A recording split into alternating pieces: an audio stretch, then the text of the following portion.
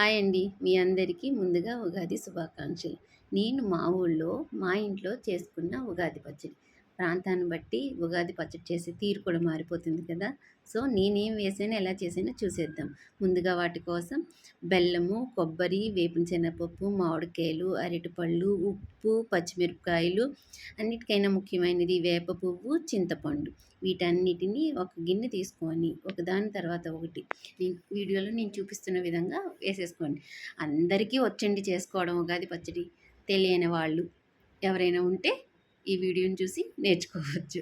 ఎందుకంటే ప్రాంతాన్ని బట్టి ఉగాది పచ్చడి చేసే విధానం కూడా మారిపోతుందండి. నేనైతే కొంచెం గట్టిగా చేసుకుంటాను. కానీ నేను కొన్ని చోట్ల టేస్ట్ చేశాను. అదేంటంటే వాళ్ళు పల్చగా చేసుకుంటారనమాట. సో, ప్రాంతాన్ని బట్టి మారిపోతుంది.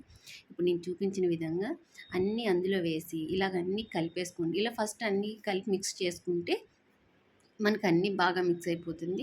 ఆఖరిన కొంచెం చింతపండు రసం నేను వీడియోలో చూపిస్తున్నట్టుగా అంటే అన్నీ సమంగా ఉండాలండి.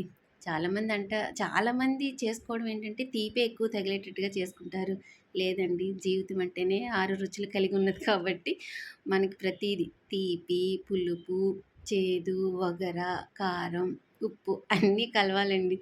ఉగాది అంటేనే 6 రుచులు కాబట్టి. సో, మీ అందరికీ మరొక్కసారి పరాభవనామ ఉగాది శుభాకాంక్షలు. ఈ వీడియో మీకు నచ్చితే కనుక ఖచ్చితంగా నాకు లైక్ చేసి మీరెలా చేసుకుంటారో కామెంట్ చేయండి.